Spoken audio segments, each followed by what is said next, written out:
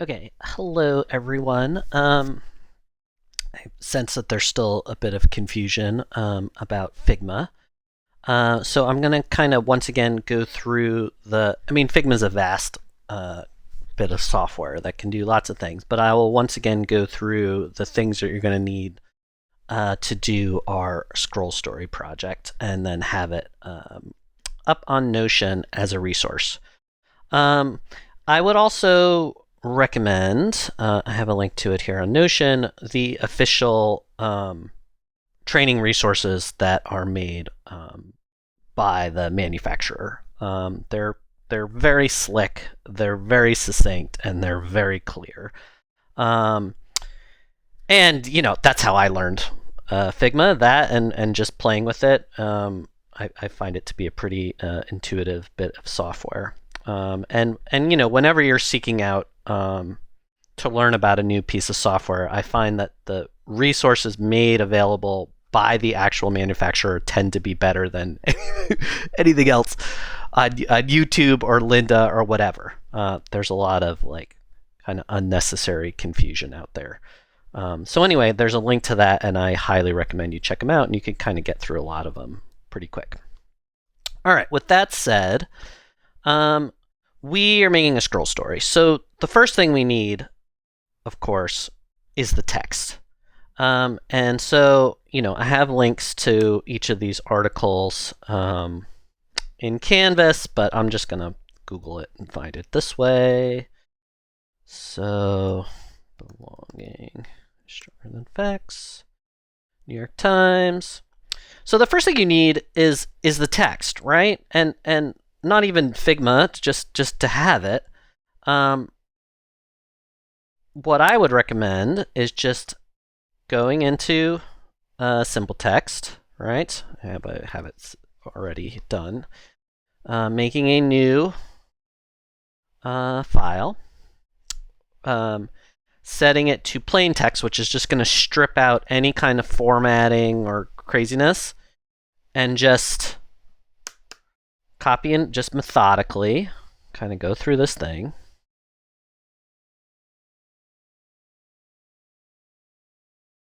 You know what? We should get the name of the author as well, right?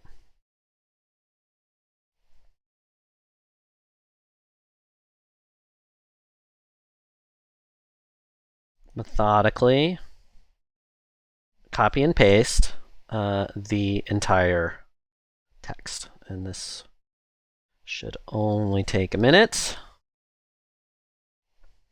Right, and that's what I've done over here. And then save it so you have it. All right, so that's the whole article. All right, next thing you want to do is grab all this stuff and fire up desktop Figma. We are going to make a new file. So let's see here. Where should we do this? I have a narrative sequence thing. So I'm going to make a new page in my narrative sequence. And we'll call this Figma demo. Stick it down there. And I'm gonna, well, let's see what we got up here. All right, we got the main menu, which has our menu items. We have our selection tools, our frame tool, how to make shapes, how to draw paths, how to make text, a hand tool, which pans around, and a comment tool, because one of the things that's nice about Figma is it's collaborative. So multiple people can work on the same document simultaneously, and there's a comment system, and yada yada. We just want the text, so I'm grabbing the text tool, making a big box, grabbing all our text, copying it, pasting it in the box. So I've asked you to pull some quotes, which which I can do here.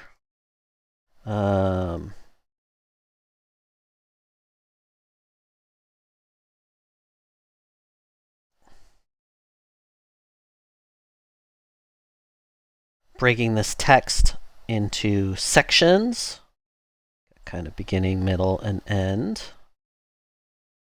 Let's do that. I'm just gonna do something rough.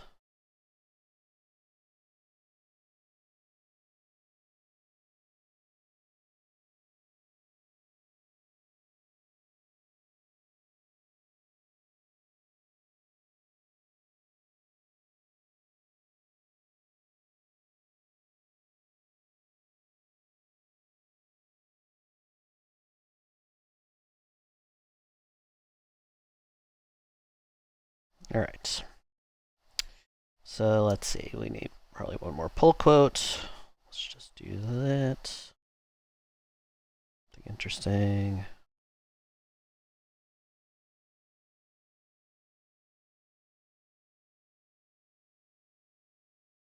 Mess that up.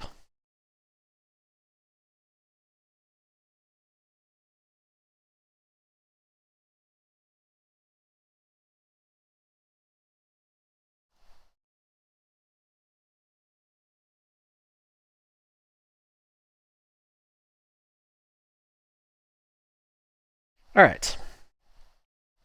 So I got 3 sections, 3 pull quotes. This is like the bare minimum, but that's fine. All right. The next thing I might want to do is just start picking a typeface and maybe setting some styles. And so I'm just going to rip off Alley's here, just because it's a good example with the house of cards and everything. I'm going to use a trade Gothic for my body copy, which kind of looks like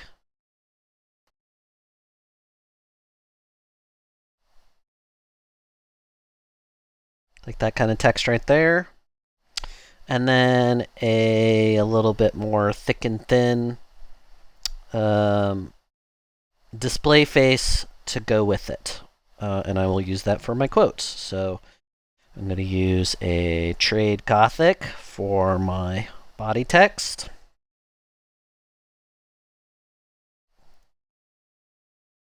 And a chronicle display for my quotes. Now, once I've made a decision, it's kind of smart to save that so I can reuse it, and I can also link that text to that style. All right. So to do that, I grab this. I say let's make a new style, and let's call this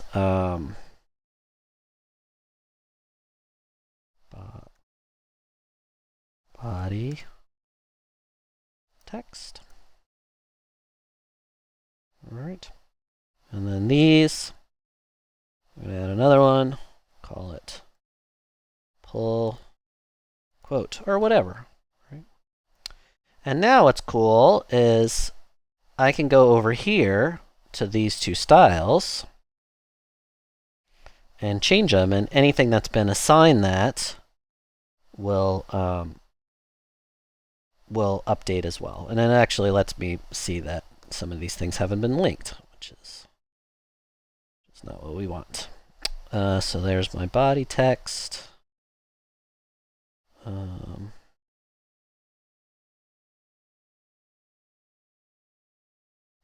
here's my pull quotes.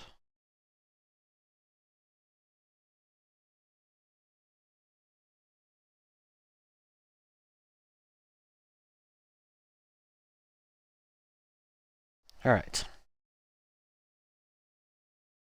So I've also asked you to bring an illustrative or photographic component to this piece to kind of enhance the narrative of going through the text, right? So just to do something super easy, if this is about cards, we could do something with the suits of the cards, and like each one of those could be a team, right? Just something super, super basic. I'm just gonna copy this image just to have something to play with. You know, we probably want to have crowds from sports, or some other imagery that relates to your article, right? So there's my crowd. And then let's start building this thing. You need to work in blocks. That's how things are built in the internet. There's actually blocks of content here that are stacked on top of each other, and this modular way of working is just like the best way to do this. That's not a very good explanation. But anyway, if we have blocks, we can rearrange them. We can deal with these huge lines of text. It just makes it modular and doable. And also, I like to think of the blocks very much like a page in a book, or a shot in our edit. That is the unit that we are going to be working with for a scroll story. So to make a block, we need a frame. A frame is very, very similar to an artboard in Illustrator. And what I would like is for your frames to be 1440 pixels wide. That's just a good standard for developing stuff, for designing something on the web for a laptop. All right, so the first thing we probably want is the title. So belonging is stronger than facts. I'm gonna make a text box, stick it in there. This is going to be for the title, so make it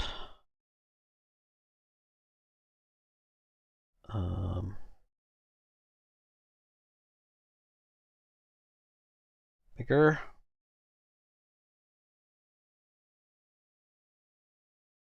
And yeah, we don't have infinite control over the type in Figma, because Figma is trying to emulate what it's actually working in the CSS. It's actually a web page that you're making, and you can look at the styles right here. So basically, the things you can do in CSS, you can do in Figma, and some of the things that are, I mean, nothing is impossible, but some of the things that would require like custom tools and custom coding to do, it doesn't do. And I don't know, just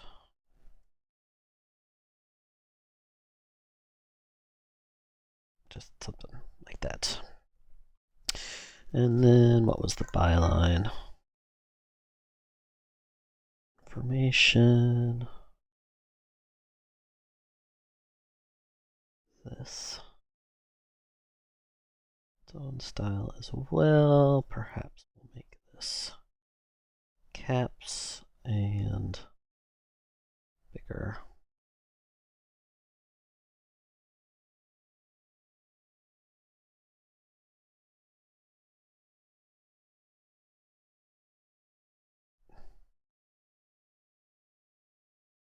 All right, so if I do this, I scale the text box. If I want to scale the whole thing, I hit K, which takes it into scale mode.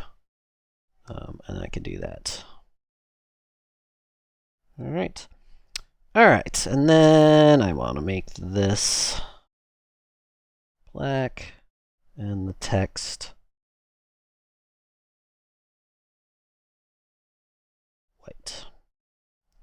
All right, so that's our first block, and we'll put the New York Times logo in there at some point. All right, so then we have another block.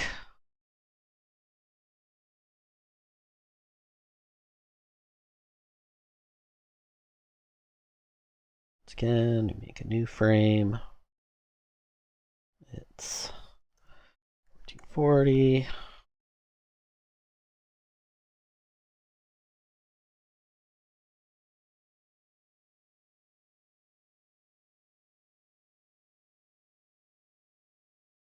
We're typing there.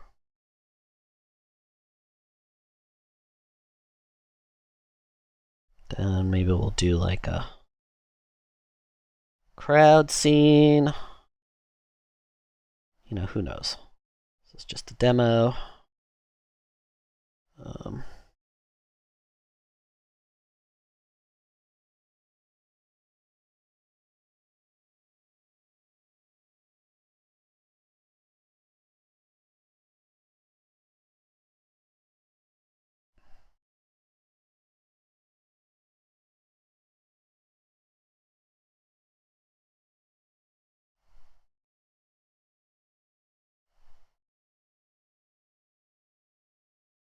Pull quote.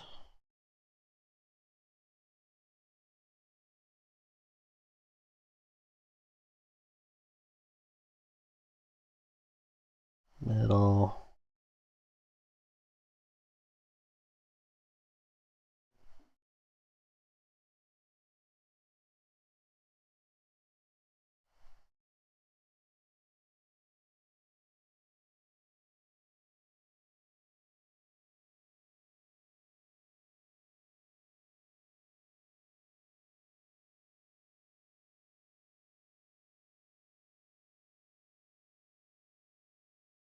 You know, maybe my pull quotes are way too small, right? So I could break this, or I could make them all bigger. To make them all bigger, I go over here.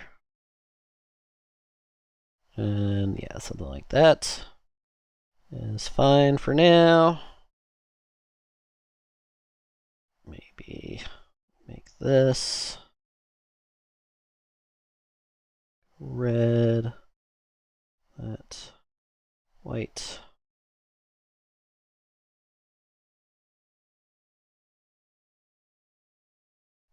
And I'm just kind of working this thing out. And let's say, okay.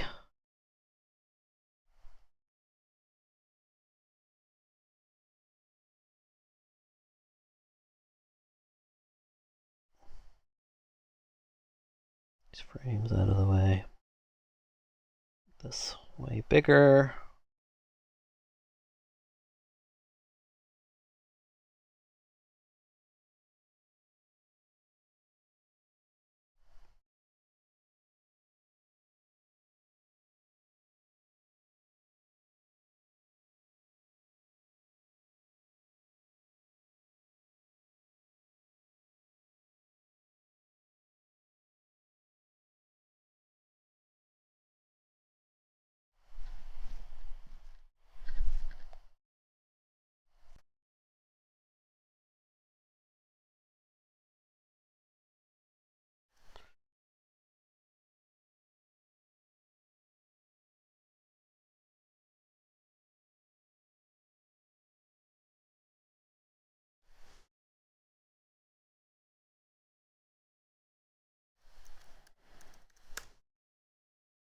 Final block.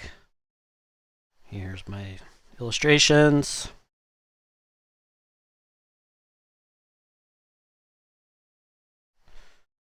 We can change if we want to. So what it'll do is it'll try to center it in whatever the box is. If we want to crop it, we go to change it to crop mode. All right, so that's one team. I'm alt dragging to make another one.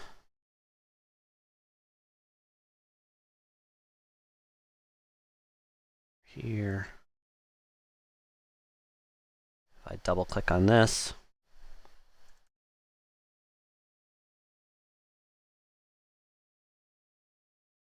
and use another drawing. Right. Hearts aren't right because that's not what this is about. All right, stabby shapes. Cool. So now, if I want to see how this is going, I need to turn each of these blocks into a component. Why? Well, one reason is by turning them into a component, I can feed them to an auto layout, which will automatically stack them and create a container that is the size of all the objects within. The other reason that we need to create a component is the way Figma works is every artboard, if I hit play and we look at our prototype here, every artboard becomes a frame. So when we go to present this, like there's actually 6 pages in here, and what we really want is one scroll story. So there's 2 reasons, and there's actually other reasons that will present themselves as we go. So what we need to do is turn each of these frames into a component, and what a component lets you do is feed an instance of this. An instance is basically a copy that's linked to the original. It lets you feed instances of these blocks upstream. So now that I have all my frames and I hit play, now nothing's going to happen, right? It doesn't have any frames anymore. That's just components. They're basically like Figma's. You said, okay, I'm going to feed these to something, and Figma's just waiting for us to do that. Okay? So what I'm going to do is I'm going to grab each of these and Alt drag over. And what that has done is it's made an instance. And what an instance is basically just a linked copy. And whatever we do to one, our original, gets updated in the instance. So in Figma, well, for this project, right, you want to do all your design in your frames, and then your frames become components. And then once you create a clone, you do not want to edit anything in here. That's just going to add a whole level of complication that is completely unnecessary. So now that I've got all these, I'm going to grab it. I'm going to right click and I'm going to say add auto layout.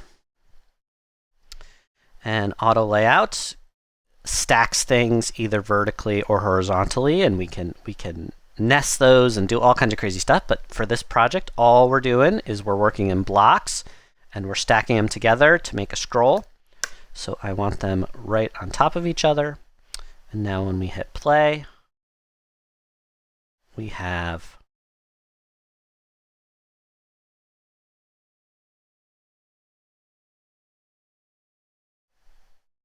we have our scroll story.